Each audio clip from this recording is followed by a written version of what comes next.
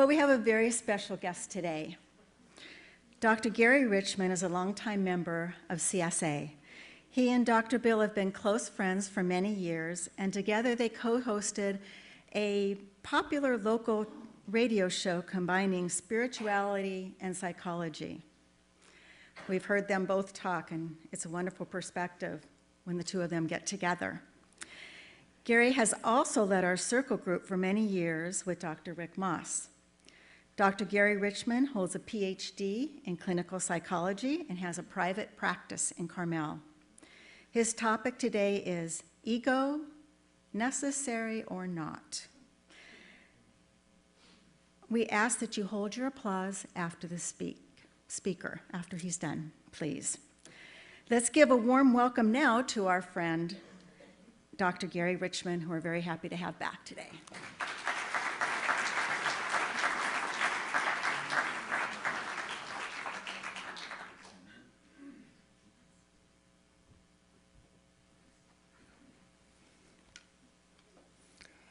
Good morning. I'm waking up myself. Oh, good, you changed the picture. I couldn't look at Superman's cape for very long. It's too much ego.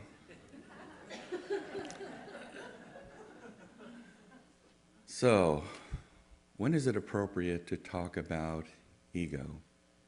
Why is it appropriate to talk about ego? The when is as easy as the why. We need to talk about ego if we're on a spiritual path, if we're walking toward a sense of authenticity, if we're walking toward a place of owning, ongoing our truth, then we need to be looking at the issue of ego, what it means to us, and how to let go of most of it. And that's the interesting question, which brings up the why. Why do we have to let go of it? Do we actually have to let go of it?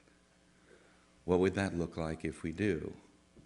What will it look like if we don't have one to help us walk in this world of ours? Huge questions for spiritualists, important questions.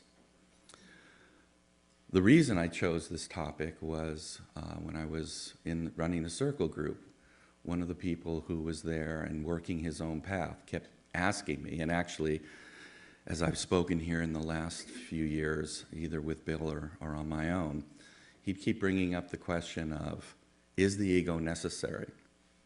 And unfortunately, in those groups, I was speaking about the topic of that day and didn't have the time to really go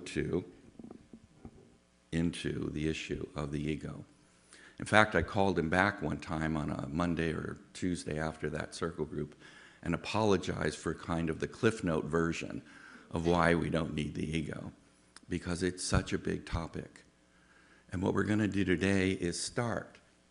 Not that many of you haven't done this already in your own practices, because it is an ongoing process, as much as meditation, as much as spiritual practices, as much as mindfulness. Your own inner discussion of identifying and recognizing the process of your own ego and looking to let go of some of it is seriously important. And so when Bill and I had lunch the other day, I said, I'm thinking the next time I talk at the center, I'm going to do a talk on ego. And he kind of looked up from his food, and I said, it'd be really cool if you and I did that. And he kind of looked down at his food. I said, okay, I can do this on my own. And I said to him, as we often do, we kind of will go to an Indian restaurant we like, and it's buffet, and we'll bring our plates to the thing, and we kind of say a prayer together. And then I wish I had a tape, because if I tape the discussions we have, which are not just, oh, how you doing, what's up, how you been? It's kind of like we drop into a place that if I taped it, I could just put the tape up here and then go sit down. Which means that I have to watch when I'm eating, because we're so into another place. And I said to him, Bill, I'm thinking of doing this talk on the ego. I said, what do you think about whether we need the ego or not? And my head spun around when he gave me the answer, because Bill did one of those so concise, simple wisdom kind of things that it like blew me away. He goes, He looks up from his food and he says, well, we need the ego until we don't. I know. Do you hear the silence after I said that? It's like, what? Oh, huh? Really? And that's what I did. I looked at him and I said, wow, how profoundly simple, which things are. And then we got into a whole long discussion because it's never that simple. And I said, okay, so therein lies the answer, in a sense, of discussion. We do need the ego. It is a profound part of being a personality and walking on this plane as we are not in enlightenment until we don't. When we are in a place, most of us won't get there. I don't tend to be leaving this world in orange robes. We will need the ego. So that again brings us back to, well, what does that actually mean? So I thought I'd throw out some definitions. You don't have to agree. These are my definitions. This is how I work. The psychological aspect of ego is Freud developed what he called the ego and superego. The ego was defined as a self. We kind of hold that as a self. In my first book, The Road to Me, Reclaiming Your Power, what I wrote is the ego is the learned personality. It is what we were taught when we weren't allowed to be that ultimate, authentic, vulnerable child, and we're told that the way in which we were going to get conditionally loved was jumping through the appropriate hoops of the family we grew up in and the Kool-Aid we were forced to drink. And therefore, that aspect of the learned personality is how we get along, how we're included, how we're loved, how we're appreciated, how we're seen, how we're liked, how we walk, what will be acceptable, what's not acceptable. And the ego, as I said in my last talk when I was talking about the silent retreat I had been on, is the overseer of what I call the toxic three: shame, judgment, and guilt. So those go along as well. As Chopra said, try and go a minute without a judgment. It is part of the learned personality of the society we grew up in. And then there are other ways. Dr. Rick used to talk about it in a great way as well. He talked about the wounded child and the adoptive child. The adoptive child is the ego. In that place that is not allowed to be vulnerable and accepted and considered truly unconditionally loved, which is the goal of reclaiming self. There is that sense of the adoptive child. Most of the people who have been in Breakthrough know these terms. It is adapting to our world, not the authentic, honest sense of self, which is that other self. We won't get into those self issues and definitions too much. And as this brings up a lot of questioning, which I hope it does, because there isn't as much about the answers as the process. Dr. Timothy has graciously invited me to be a part of Circle Group today, so we will take this further for those of you who wish to. The adoptive child is the one who walks in the world, finding again a way to be accepted and loved and included and appreciated and loved and honored and find some sense of outside worth. The ego is about outside, not inside. There's a line in a country song that says, if you won't stand for something, you'll fall for anything. The ego is constantly falling. It blows with the wind. Am I accepted? Am I honored? Am I included? Am I appreciated? Am I valued? Am I loved? Am I okay enough? I'm going to keep repeating these things because we live with them every day. I have patients who come in and the biggest issue is, one, find your passion, because that's an inside thing which they lost, which is beneath the ego. And again, I don't feel loved and appreciated and accepted enough. I go, I understand. Our world doesn't do that. It judges, shames, and guilt inflicts. So, the ego is something we need until we become so enlightened and aware that we are cousins to Buddha. Okay, it wasn't funny enough. So, but true. So the deal is, again, many of you have heard someone I highly value and appreciate, Miranda McPherson. She speaks here occasionally. Many of you have gone to retreats of hers.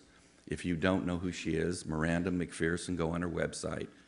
She is one of the true people who are walking their talk on a spiritual path, not only about women's issues, but people's issues. She's amazing. She's been working on this. In fact, we talked one time about the fact we've both been using this language more and more about authentic being and honesty and walking away from aspects of egoic nature. And what she's done is a wonderful thing. She coined this phrase, because I've not heard it from anybody else, and it's the middle ground. Do we need it? Do we not need it? Her middle ground is she works on developing and bringing more of an authentic sense of self while relaxing the ego. I love that. Relaxing it. And again, we get too caught up in all or nothing and extremes.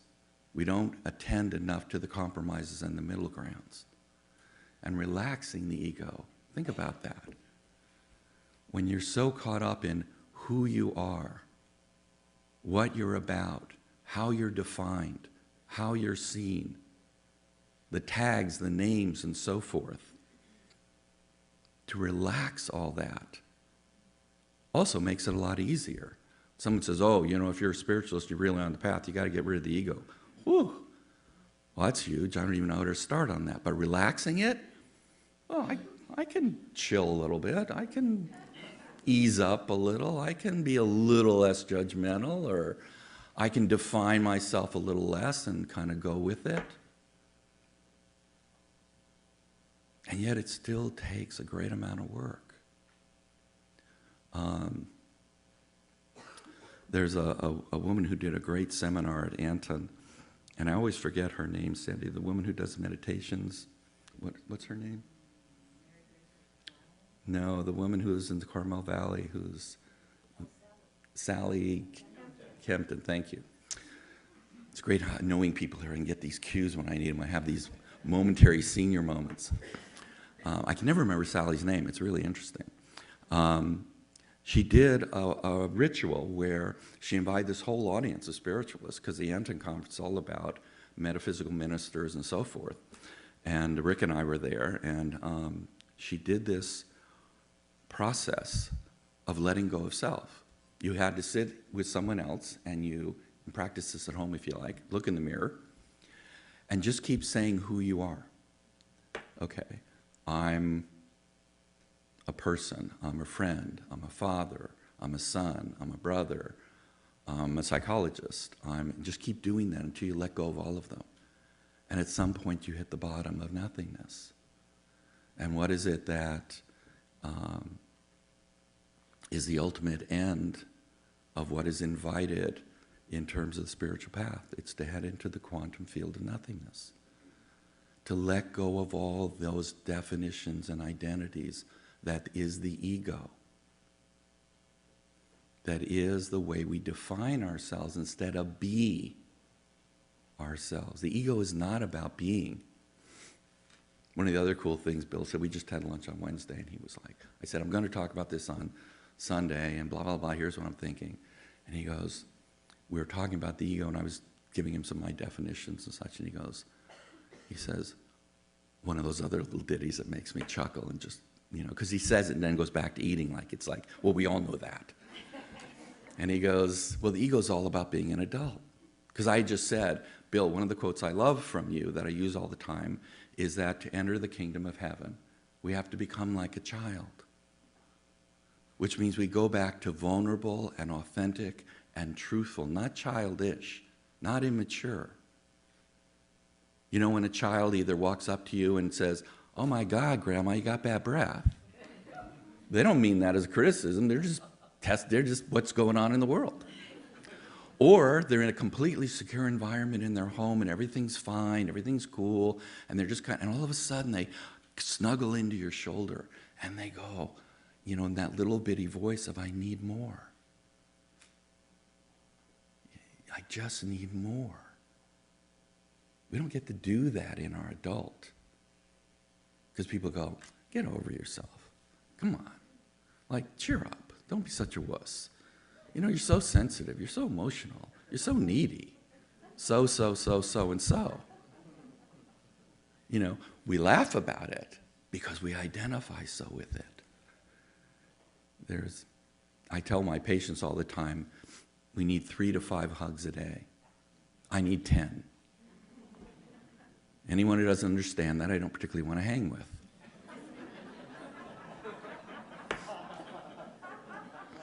I am very sensitive. I am not too sensitive. Shame and criticism are not my idea of a good time. You want to hang with me, then you're compassionate, sensitive, and empathetic. You want to learn how to not hang with me, be judgmental, critical, and shaming. My first statement is that's unacceptable, and the next one is I have no more use talking to you. Because I don't.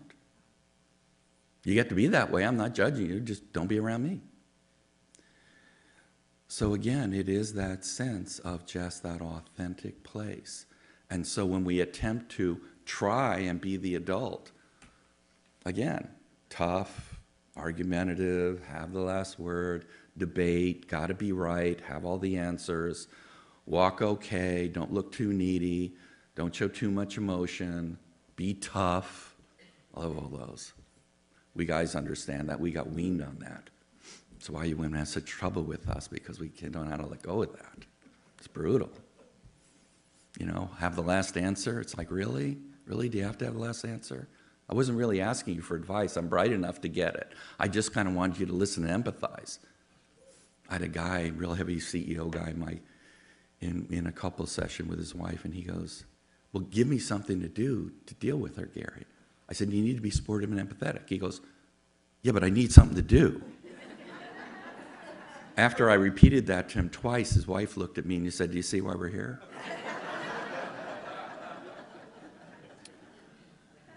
Because the ego is not about being. The ego is about a human doing. It's about proving and justifying, again, our value, our worth, our sense of self, and who we are.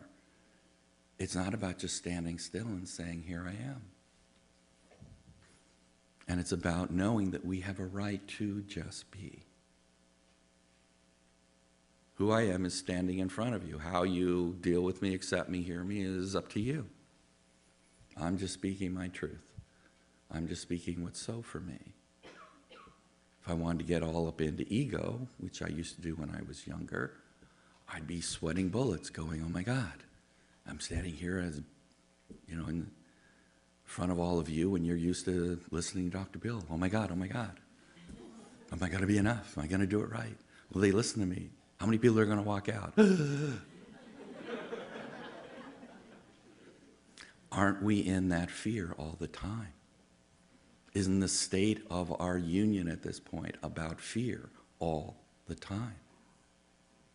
We don't have to look very far to deal with egos these days.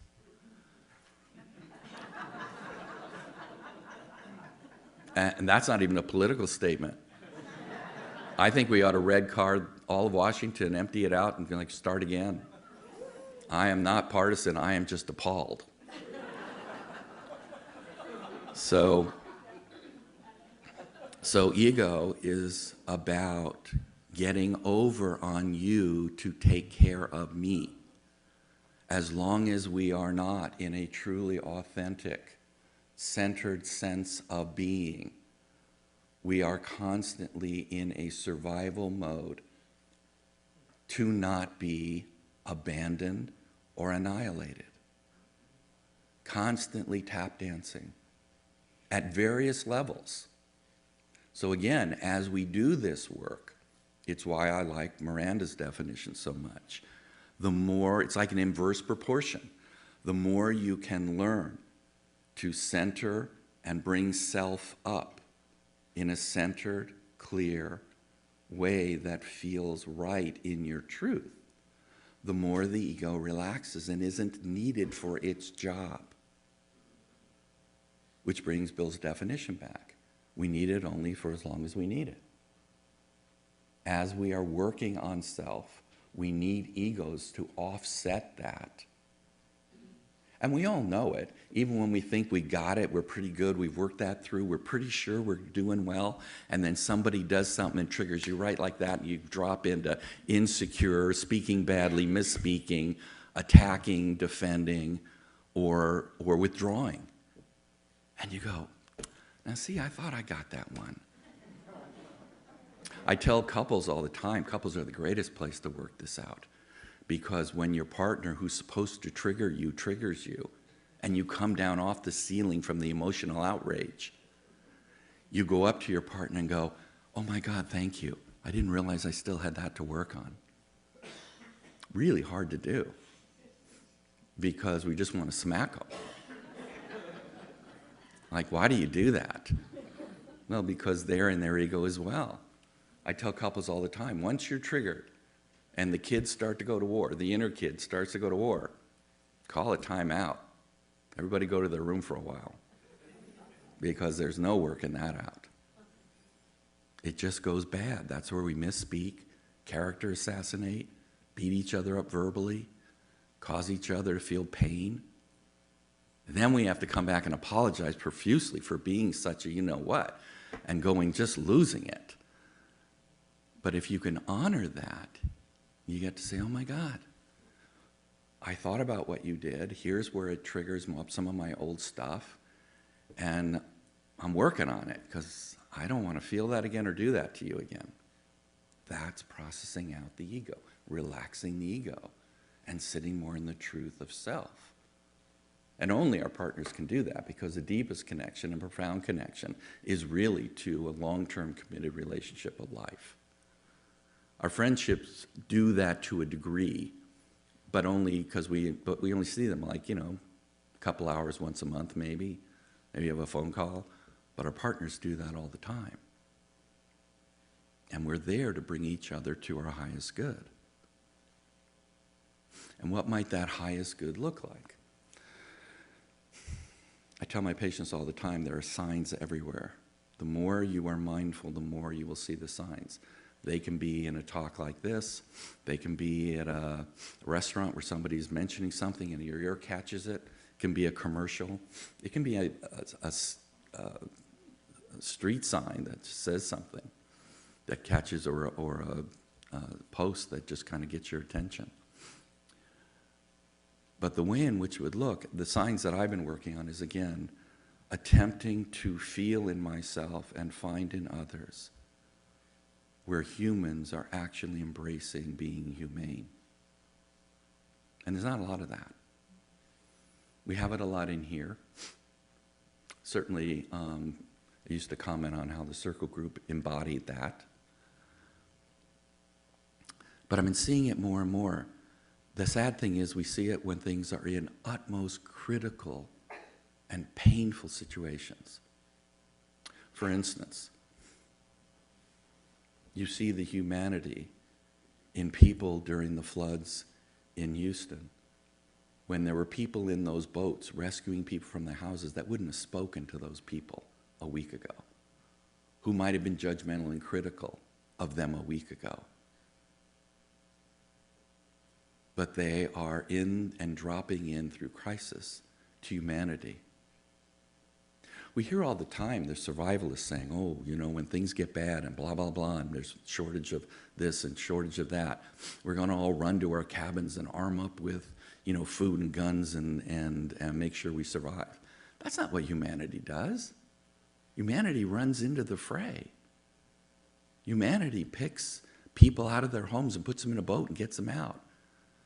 Humanity helicopters over to people on the roofs of their houses and picks them up. Food banks feed people. We run toward each other, not really away. When do we walk away from each other? When everything's fine. Why?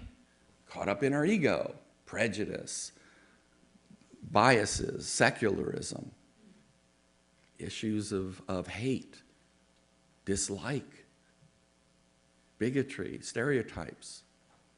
Why do we do stereotypes? Because the ego doesn't like open and non-filling data. It has to fill up the data. That's what I tell my patients. You're making stories up. You get to make stories up because there's a lull in the relationship you're in. But find out what's really going on. Because when you live by that story, you're living by assumptions, and then you treat people as if the assumptions are right. Where else did humanity show up? During Katrina. All the processing, rescuing, rebuilding that went on there. Where's another place humanity showed up? When the hurricanes and the floods hit Florida. Humanity showed up again. And I was triggered by this. I wasn't going to mention this stuff because I just had all these other things to talk about because there's so little time and so much to say.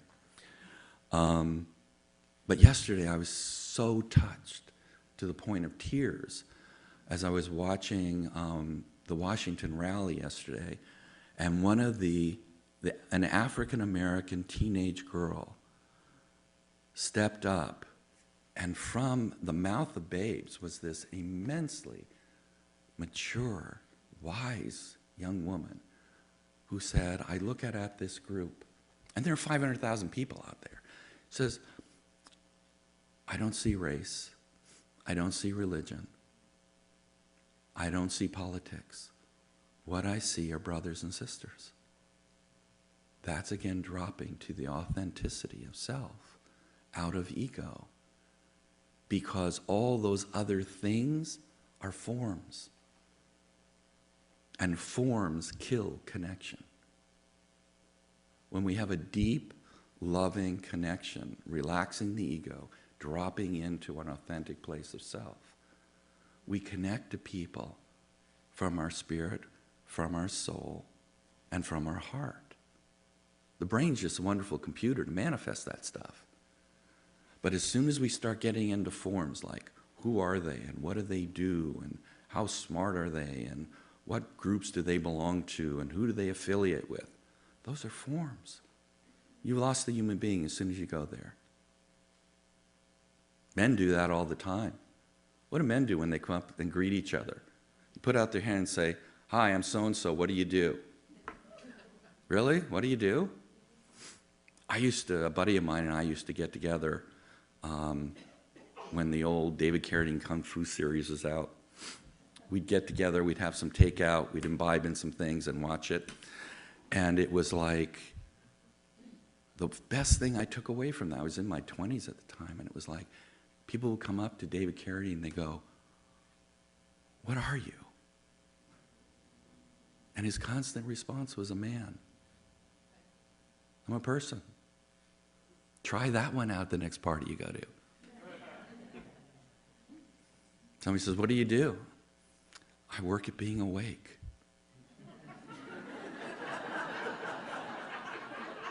I make very few promises. I bet that person walks away from you in a heartbeat. That guy will not stand there, and if he does, you have a new friend. Men don't work with that. I want to size you up. What's your profession? What do you do? Now, see, I have a catch-22 because people ask me that, and I say I'm a psychologist. Well, on one hand, I'm an educated professional with some interesting degrees, and on the other hand, I'm the leper of the professional world because nobody wants to stand and talk to a psychologist.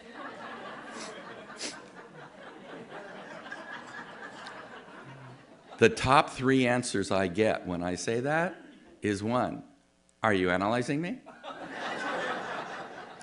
2, and these are the top 3. 2, I better watch what I say. And 3, I'm going to go refill my drink.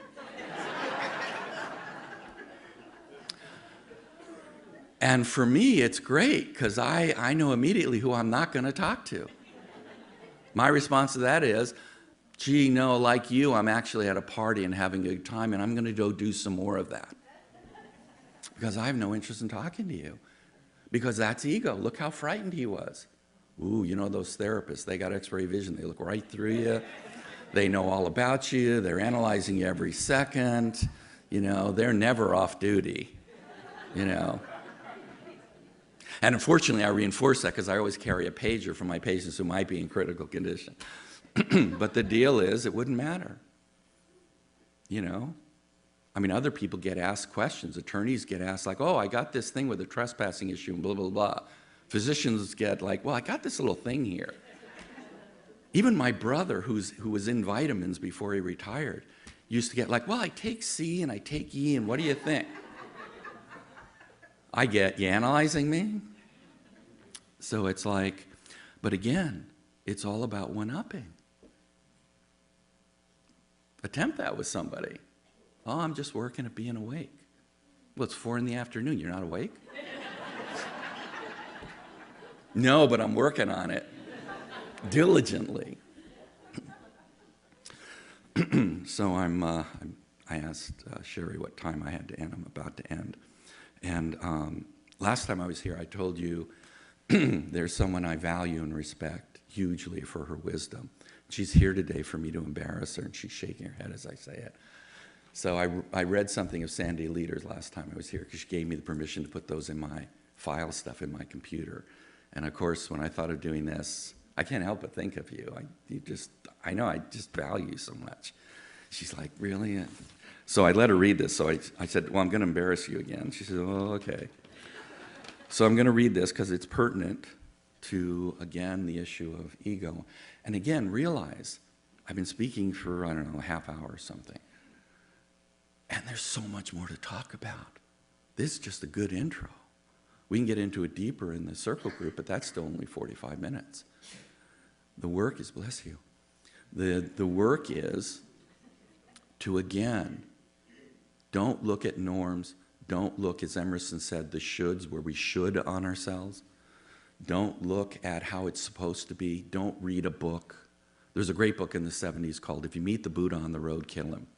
What that meant is stop going after mentors. Stop reading the books. Start diving into yourself and find your answers with help. We all need mentoring. The deal is identify your own ego.